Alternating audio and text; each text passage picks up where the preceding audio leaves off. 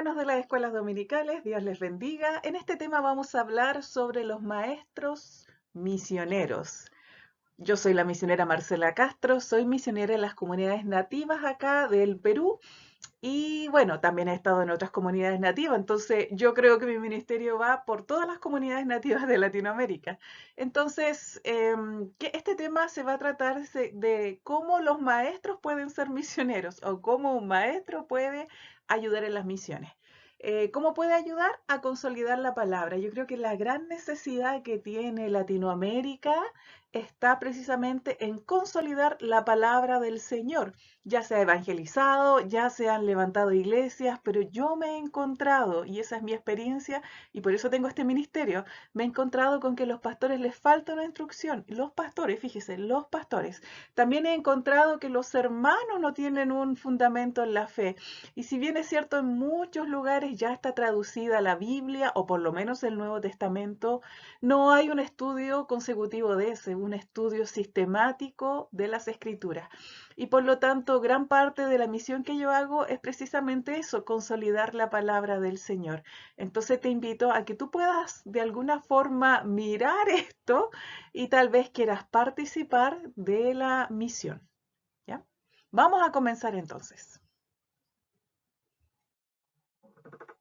Ahí está.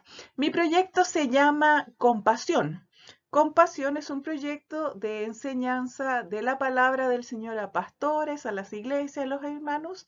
Y esos pastores y esos hermanos son de comunidades nativas o de los pueblos originarios. ¿Dónde se encuentran ellos? Se encuentran en los lugares inaccesibles. Dios me ha llamado a un ministerio en el cual en los lugares donde yo visito son lugares que generalmente no están en los mapas.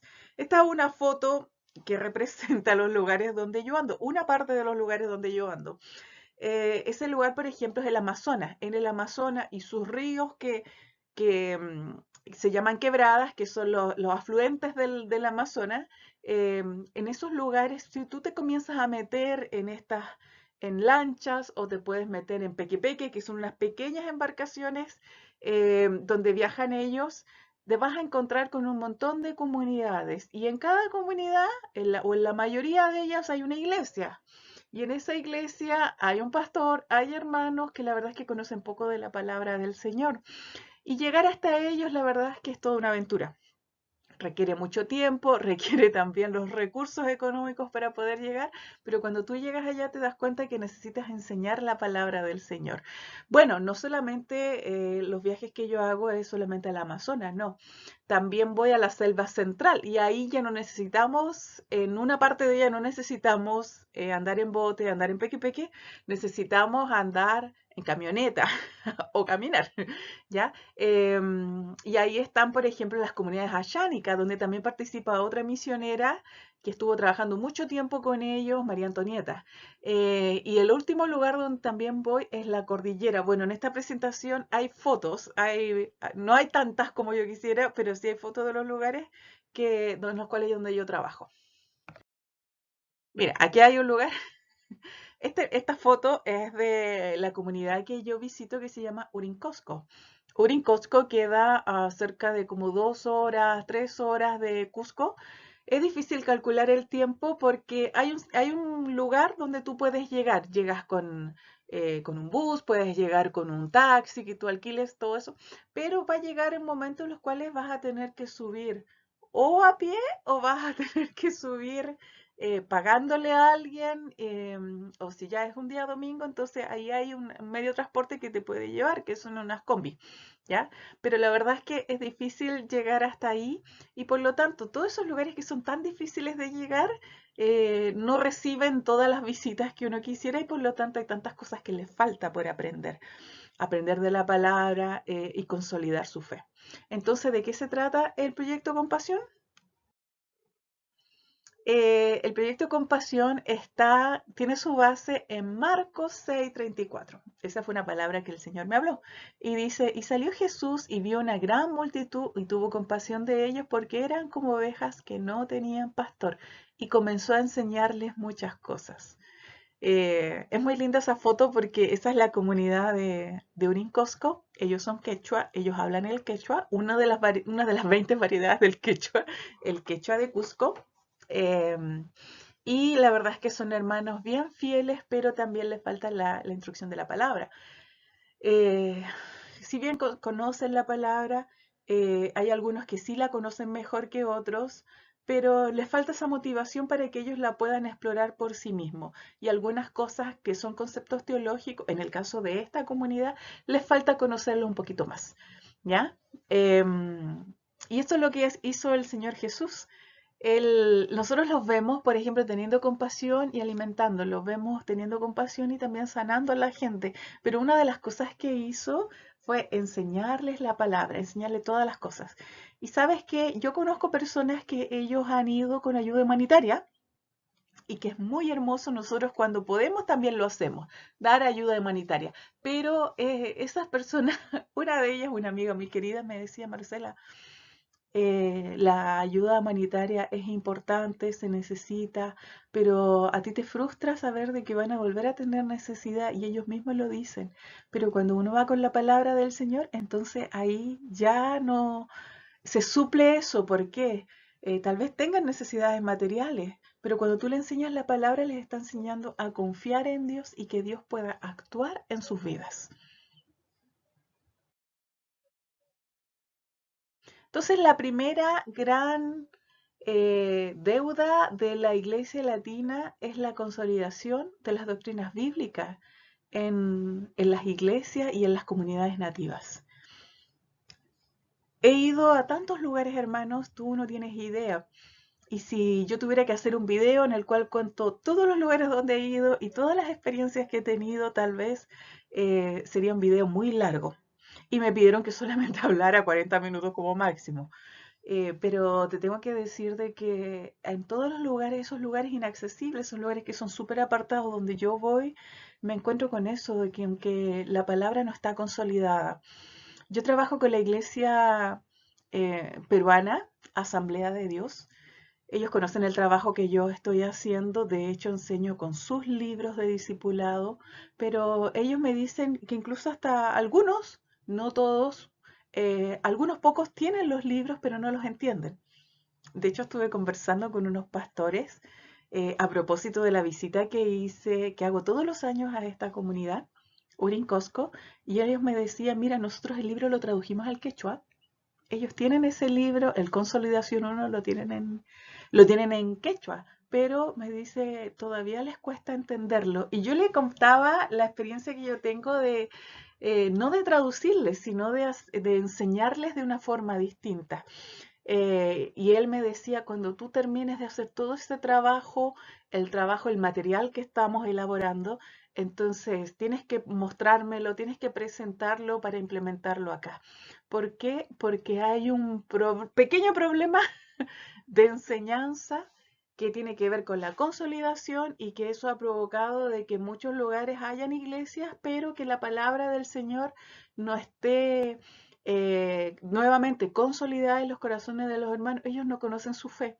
A ellos les cuesta entender a este Dios, conocer a este Dios. Y como les cuesta conocer a Dios, entonces no pueden poner su confianza totalmente en Él, como la hemos tenido nosotros de tanto recibir la enseñanza de la palabra.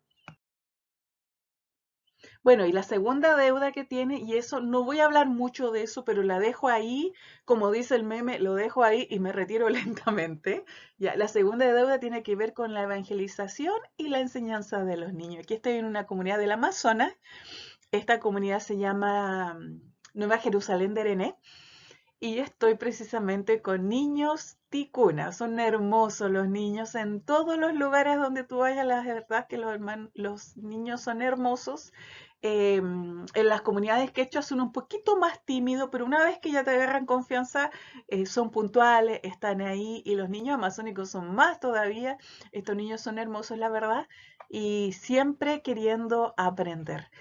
Bueno, y esa es la deuda, evangelizarlos y enseñarlos por un asunto cultural. Espero tener el tiempo para poder explicar eso, o mejor lo explico al tiro. Bueno, lo voy a explicar al tiro, ya.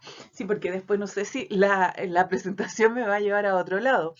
¿Por qué yo digo que esta es una tremenda deuda? ¿Por qué? Porque por cultura nativa de ellos, el niño está relegado a un segundo lugar o a un tercer lugar. ¿Ya? Entonces, ¿qué es lo que pasa? Cuando alguien va a evangelizar o cuando alguien va a enseñar, se preocupa de los adultos. Los adultos se preocupan de los otros adultos y nadie se preocupa de los niños. Entonces el niño, el hijo del hermano, va a la iglesia, juega alrededor de la iglesia, se hace amiguitos de otros hijos de los hermanos, pero no se les enseña a ellos. Ellos no tienen una lección, no tienen una capilla, no tienen una escuela dominical, increíble, ustedes no tienen idea, la escuela dominical es un lujo, la verdad, en algunas ciudades. No hay escuelas dominicales en la sierra, no hay escuelas dominicales en la selva, son solamente cultos para adultos. Estoy hablando en términos generales, tal vez algunas iglesias así súper aventajadas que las tienen, pero la gran mayoría no las tiene. Entonces, el niño no es una preocupación. ¿Por qué? Porque por cultura las personas que son importantes de valor son las personas que producen, y esto hay que mirarlo así como un antropólogo, no lo miremos emitiendo un juicio. Entonces, una persona que es importante en el hogar es aquella que aporta económicamente, ya sea que tenga un trabajo o ya sea que ayuda a las labores en el campo, en la chacra y en aquellos lugares, en aquellas cosas que produzcan un valor o produzcan alimentos. Entonces, como el niño no puede estar a un nivel de un adulto, entonces su participación es súper baja, a tal punto que de pronto yo he estado con los padres, le hago una pregunta al niño y el que me contesta es el papá. Eso es súper normal. Entonces, eh, el pensar en considerarlos en la evangelización por cultura o en la enseñanza no está dentro de sus parámetros. ¿Qué es lo que hacemos nosotros cuando vamos? Yo enseño a los adultos y todo, pero también yo llevo hermanos que enseñan a los niños. Y eso me pasó fue cuando fuimos a otra comunidad, en una comunidad que queda en el Ucayali. El Ucayali es el que da vida, junto con el Marañón, al Amazonas, allá en el Perú. Estábamos en una comunidad y nos habíamos demorado 3 días, hermano, 3 días en un lanchón hermoso, grande, para llegar a ese lugar. Llegamos a ese lugar y teníamos una capacitación a los pastores. Nos estaban esperando cerca de 20 pastores para escuchar las enseñanzas. Llevábamos los mismos libros de la Asamblea de Dios para enseñarles. Yo estaba justo, eran 3 días y yo estaba en el último día para enseñarles. Entonces los 2 días no iba a tener que hacer nada, entre comillas. Yo dije, ya voy a preparar bien mis lecciones, todo eso. Estaba mirando y cuando estábamos comenzando habían un montón de niños. Por lo menos habían unos 20 niños. Y cuando la misionera, otra misionera, amigas mías que me invitaron a enseñar, entonces dijo, ya vamos a comenzar la lección, los niños tienen que salir. Claro, porque ellos están jugando y están interrumpiendo. Cuando dice eso, yo miro a los niños y veo que ellos se paran y se van un poco decepcionados. Porque ellos querían mirar, no es que ellos estén esperando que uno les haga una clase, ellos querían mirar a las extranjeras que habían ido a enseñar. Cuando pasó eso, yo le dije a esta misionera, le dije, no, mira, da el siguiente mensaje, que los niños vengan a la tarde, porque era una capacitación todo el día, que vengan a la tarde después de almuerzo, que va a haber una escuela bíblica para ellos. Yo no soy maestra de niños, no, para nada, pero ¿sabes qué? A mí me dio eso, compasión de ellos, porque era la oportunidad para poder enseñarles. Y ¿sabes lo que hice? Bueno, le hice una escuela bíblica, Flash, no había nada, no había ni fotocopiadora. Entonces, ¿qué fue lo que tuve que hacer? Todos los dibujos de la manualidad lo tuve que hacer a mano. Hice el libro sin palabras para asegurarme de poder evangelizarlos y estuvimos así. Estuvimos ese día más el otro día enseñándoles. El otro día era día domingo en la mañana y llegaron varios jóvenes al culto, pero nosotros estábamos, las misioneras estábamos haciendo la capacitación, así que no hubo culto en sí, pero invitaron a los jóvenes a que pudieran participar, bueno, de las capacitaciones y todo. Y sabes que a mí me dio pena, nuevamente sentí pena porque estábamos atendiendo a los niños, yo les estaba atendiendo, pero los jóvenes no había quien les enseñara. Comencé con 7 niños ese día en la tarde y terminé con 45 niños. Era una locura. Imagínense hacer toda esa cantidad eh, de manualidades para que ellos pudieran consolidar la enseñanza que le estábamos dando. Y bueno, el último día no hubo escuela bíblica, yo tenía que enseñar, me tocaba el último libro que enseñar, pero ¿sabes qué? Después de que yo salí de eso, después la reflexión de los 3 días que me tocaron de regreso para llegar a Iquitos, yo me iba pensando en esa lancha y yo decía, Señor, cuando yo salga nuevamente, yo me voy a asegurar de ir con un maestro de niños para que siempre haya enseñanza para los niños. Bueno, esa es la otra deuda, los niños. Y adivinen, ¿quién puede enseñarle a los niños? Personas que ya han trabajado con niños, obviamente. Bueno, lo que les estaba diciendo, hermano, las comunidades nativas tienen una débil enseñanza teológica. Hay dificultades en que los líderes y pastores reciban una capacitación formal debido a qué? La distancia geográfica. Hay una gran diferencia a como nosotros recibimos capacitación y a veces nos cuesta entenderlo porque no sabemos todos los contextos. Nosotros tal vez vemos esa distancia con los hermanos que vienen en el caso del Distrito Norte Chico, por ejemplo, los pastores, los hermanos que vienen de Illapel y la reunión se hace en Valparaíso o se hace en Quilpué o Viña del Mar en la quinta región. Entonces ellos tienen que recorrer muchas horas de distancia para poder llegar y uno entiende que no estén en todas las capacitaciones y en todas las reuniones porque queda muy lejos. Bueno, de la misma forma, a ellos les pasa lo mismo, solamente que ellos no tienen un bus para tomar. Muchas veces tienen que tomar, agarrar su peque-peque, no tienen lancha, su bote, o en el caso de estos pastores que están en la selva, ellos tienen que muchas veces caminar o venir en su moto. No tienen grandes recursos, entonces las distancias geográficas se hacen muy difíciles y son un impedimento para que ellos puedan tener una enseñanza regular o puedan asistir a un seminario bíblico o un instituto bíblico. Lo mismo, como son pobres, como sus comunidades son pobres, normalmente ellos trabajan en el campo, los costos son inalcanzables para ellos. Entonces cuesta que puedan tener los recursos, por ejemplo, para ir a un instituto bíblico. El idioma también es algo súper complejo. ¿Por qué? Porque en el caso de estos pastores ellos hablaban el quechua, ¿ya? En otros lugares hablan, por ejemplo, el ticuna, que es una lengua de la selva, o el achánica. Los institutos bíblicos, todas las capacitaciones son en castellano, entonces ellos tienen el castellano como segunda lengua. Es como si tú recibieras una capacitación en inglés o en portugués. Tal vez entiendes un poco, pero no alcanzas a entenderlo todo. Otro problema también es la cosmovisión educativa. Cuando se enseña en un instituto bíblico, cuando se enseña en algún lugar educativo formal, se está enseñando como se enseña, por ejemplo, en nuestros institutos, o como yo enseño también cuando me piden hacer clases. Hago un PowerPoint, qué sé yo, pongo los puntos ahí y voy diciéndolo y la gente va tomando nota. Ellos no aprenden así. La verdad es que apenas escriben. Y no lo digo eso a modo de juicio, ellos tienen que mejorar su escritura o su sistema antes de poder ir a aprender, no, es que sus comunidades, su forma de vida, su cosmovisión educativa es a través de la repetición y no a través de la lectoescritura. Entonces ahí tenemos un choque, tenemos que enseñamos de una forma y que ellos entienden de otra. Por lo tanto, la enseñanza no se va a dar. Y por eso ellos tienen una débil enseñanza teológica. Tal vez sí tengan una Biblia, pero ojo, tienen una Biblia, pero no la entienden. Porque también la Biblia que tienen tiene un lenguaje antiguo.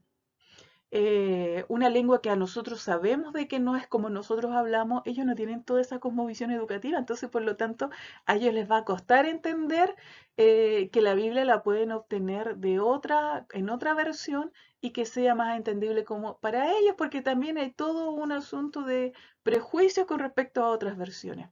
Entonces, ¿se dan cuenta, mis queridos hermanos maestros, de que todo eso se conjuga para que esta porción del pueblo evangélico que está situado en comunidades nativas tenga una débil enseñanza teológica? ¿Por qué se necesitan maestros haciendo trabajo misionero? Me encanta, la verdad, pensar en que tal vez los que menos podrían ser misioneros o podrían hacer un trabajo misionero lo pueden hacer. Son los que tienen más chance para hacerlo. por lo menos en lugares donde se habla el castellano. Y precisamente son los misioneros.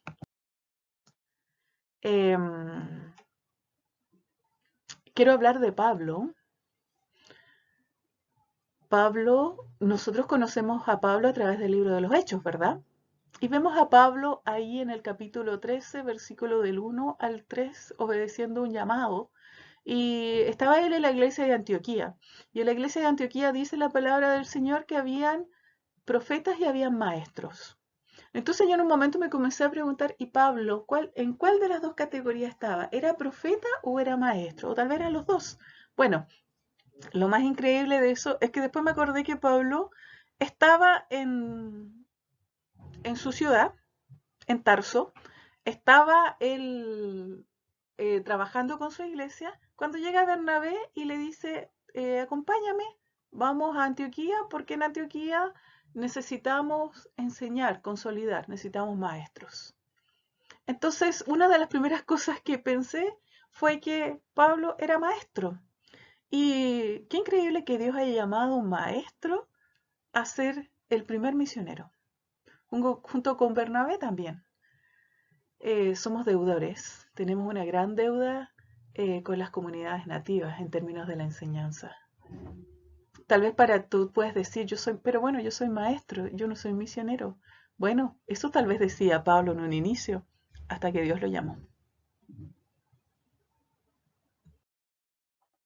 Antes de hablar de qué es una comunidad nativa, y con respecto a la presentación anterior, la foto anterior, esa es la foto de una comunidad que se llama Etsoniari. Ellos son achánica y la verdad es que es una comunidad hermosa. Ellos no tienen agua, por ejemplo. Es hermosa a pesar de todas las incomodidades que uno pueda tener mientras está ahí. ¿Sabes por qué es hermosa? Porque el jefe de la comunidad, él nos invitó a poder ir a su comunidad porque él quería que su hija escuchara la palabra de Dios. Pero no solamente su hija escuchó la palabra de Dios, él también la escuchó y se entregó a Cristo. Ha sido una de las experiencias más hermosas que he tenido porque ahí vi cómo Dios nos guía a evangelizar también y llevar su palabra. También fue muy hermoso eso porque nosotros nos preparamos e hicimos unos libros para poder ayudar a la evangelización de los niños. Y los niños recibieron la palabra de Dios de una forma tan entusiasta, tan alegre, que uno piensa, wow, estamos en un lugar en el que es inseguro, estamos en un lugar en el cual estamos a mucha distancia de la ciudad, 3 horas, 4 horas, no viene medio de transporte ahí, nosotros tuvimos que pagarle una camioneta que nos llevara. Fuimos con Juan y Hernández, fuimos con la Catalina también de mi iglesia, Catalina Caballero, y Dios nos respaldó dándonos muchas almas en ese lugar. En un lugar ¿sabes tú que ese lugar debe llevar como unos 30 años, tal vez un poquito menos, 25 años, de que se formó esa comunidad y nunca habían escuchado el Evangelio? Estamos hablando de una comunidad chánica que está a 3 horas, un poco inaccesible sí, pero está a 3 horas de la ciudad y nunca había escuchado el Evangelio. Nosotros llevamos por primera vez el Evangelio a ese lugar. ¿Qué es una comunidad nativa? Una comunidad nativa es un centro poblado con familias relacionadas étnicamente y como por ejemplo con idiomas en común, escasos recursos económicos y también educativos. En el lugar donde nosotros fuimos había una escuela solamente primaria, no hay secundaria.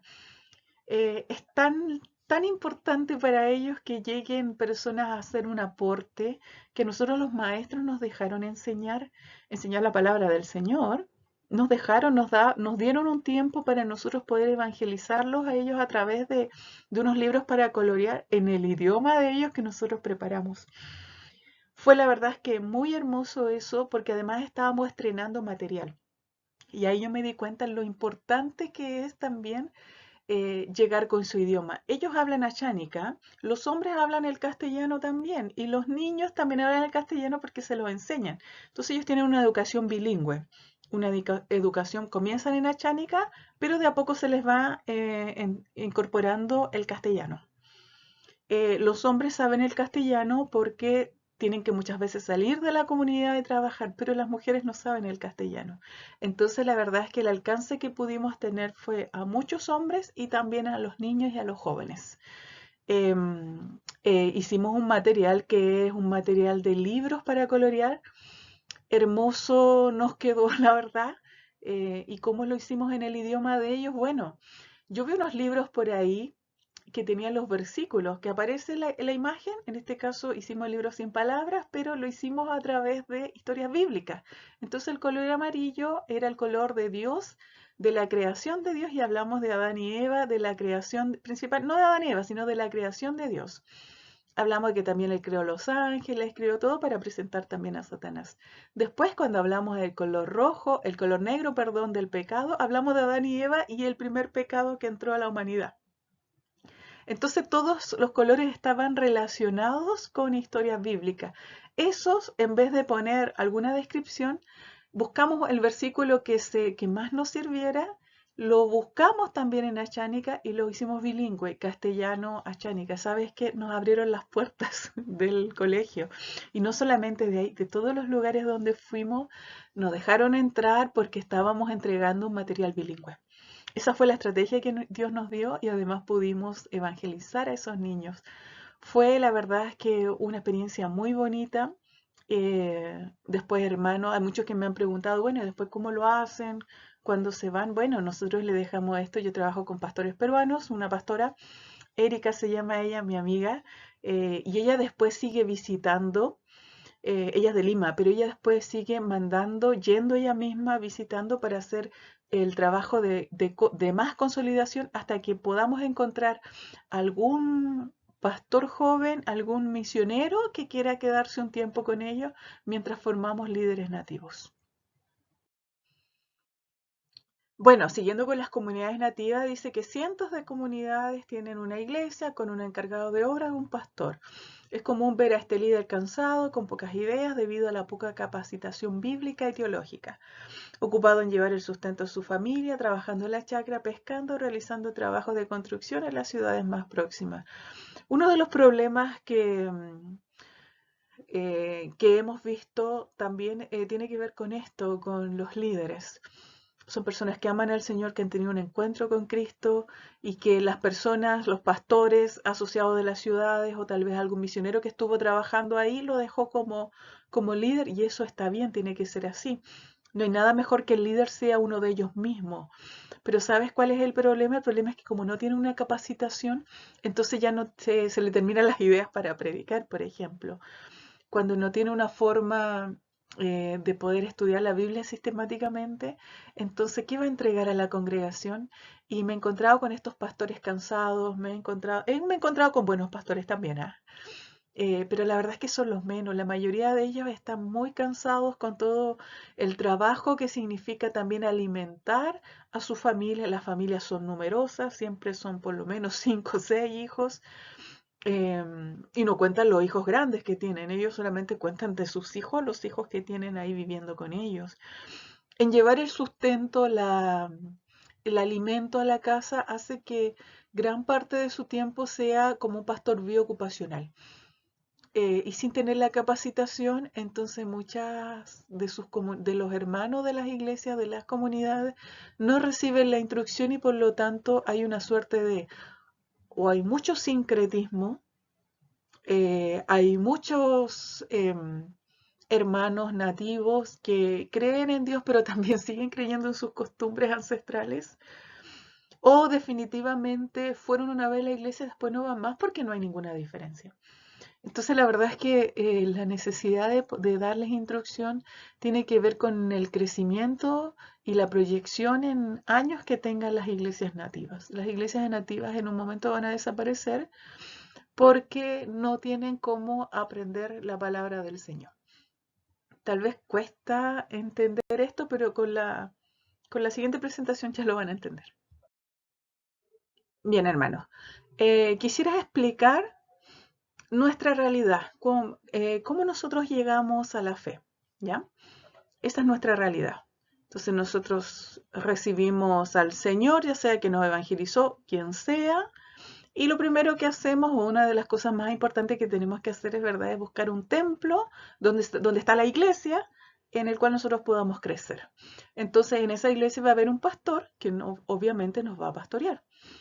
Vamos a participar, ¿verdad?, de la escuela dominical para recibir toda la instrucción. Desde niño, si esta persona es un niño, desde niño va a recibir la instrucción. Si ya fue joven o adulto, también en la escuela dominical, porque nuestras escuelas dominicales son transversales, o sea, es para todas las edades, y hay clases para ancianos, y hay clases para recién convertidos, para todo. Entonces la escuela dominical es precisa para consolidar nuestra fe, ¿ya? Em, También entramos a un ministerio, ¿verdad? No solamente vamos a la escuela dominical, sino que vamos al ministerio de jóvenes, o los varones, o las mujeres, ¿verdad? Tenemos la Biblia, y no solamente tenemos una Biblia, tenemos varias versiones de la Biblia que podemos acceder. El pastor también de pronto nos llama para saber cómo estamos. Hay una preocupación, ¿verdad? Eh, Hay mucha oración también, que ya sea que nosotros participemos de tiempos de oración, o ya sea que otros estén orando por nosotros. Tenemos amigos cristianos, lo cual nos ayuda, ¿verdad?, a no irnos por ningún lado, nos ayuda a afirmar nuestra fe, nos ayuda a mantenernos en santidad, ¿verdad? Los buenos amigos, ¿cierto? Entonces tenemos amigos dentro de la iglesia. Yo tengo, mis amigos son amigos cristianos. Tengo muy pocos, la verdad, amigos que yo pueda decir, no, él no es cristiano, ¿sí? Pero amigos que yo ponga mi confianza, que yo pueda decirle, contarle algún secreto, una cosa mía, están dentro de la iglesia. Eh, Cantamos alabanza en nuestro idioma, obviamente, bajo nuestra cultura, si no tenemos la música a través de internet. Incluso hasta tenemos un paseo anual en el cual vamos y compartimos con nuestra hermandad. Y hay un montón de otras instancias más. Ya, esas son como las cosas que nosotros hacemos en nuestra iglesia. Ojo que esto es solamente en nuestra iglesia. Fuera de nuestra iglesia, ¿qué más tenemos? Libros cristianos, tenemos emisoras cristianas, tenemos el Instituto Bíblico, ¿verdad?, para poder consolidar aún más nuestra fe, incluso mirando ya no solamente ser un hermano más, sino participar de otra forma en el liderazgo o tener un ministerio, ¿verdad? Están hasta los conciertos cristianos que nos ayudan también, ¿por qué no? ¿Verdad? ¿Cuántos conciertos tal vez no has ido tú, no hemos participado, en el cual nos han bendecido tanto? Está la televisión cristiana, yo no la veo, pero hay gente que lo ve. Lo que sí yo veo mucho, por ejemplo, por internet, cosas por internet, los recursos por internet, libros, devocionales, canales de YouTube, no sé, hay un montón de instancias en los cuales nosotros tenemos como apoyos externos. Nosotros somos lo que somos, porque la verdad es que tenemos el apoyo de nuestra iglesia y tenemos estos apoyos externos. Entonces, todo eso conforma de que nosotros seamos buenos cristianos, o que por lo menos estemos bien, llevando una fe que incluso puede ser de bendición para otros. No solamente que nosotros mismos recibamos bendición, también poder bendecir a otros. Esa es nuestra realidad. Ninguna persona puede decir, ah, no, lo que pasa es que yo no tengo esta instancia. La mayoría de nuestras iglesias, por ejemplo, aquí en Chile, de las asambleas de Dios, tiene esas opciones dentro de la iglesia, y están las mismas opciones fuera de la iglesia. Ahora no podemos congregarnos ni nada, pero en una normalidad sí lo podemos hacer. Incluso ahora en la situación que estamos de coronavirus, también tenemos la opción de ¿qué? De recibir enseñanza vía Zoom, por videos, qué sé yo. Entonces la iglesia se está moviendo siempre para poder bendecir al otro, ¿ya? No estamos solos en nuestra fe. Vamos a ver la siguiente diapositiva. La realidad de un nativo. ¿Cuál es la realidad de un nativo? Ya sea que lo evangelizó un misionero, qué sé yo. Ya, se levanta un templo. Hay un Nuevo Testamento, con el tiempo sale un Nuevo Testamento, o ya sea que ya hay un Nuevo Testamento. En el Perú la verdad es que quedan, me parece que 2 Nuevos Testamentos por traducir y ya se acabó. Estamos hablando de más de 47 lenguas nativas.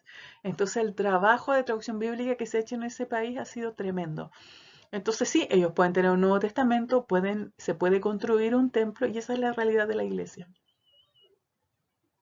Esa es la realidad de la iglesia. Como les decía, no hay escuela dominical, no hay ministerios, no hay nada de eso. El culto, el Nuevo Testamento y nadie más.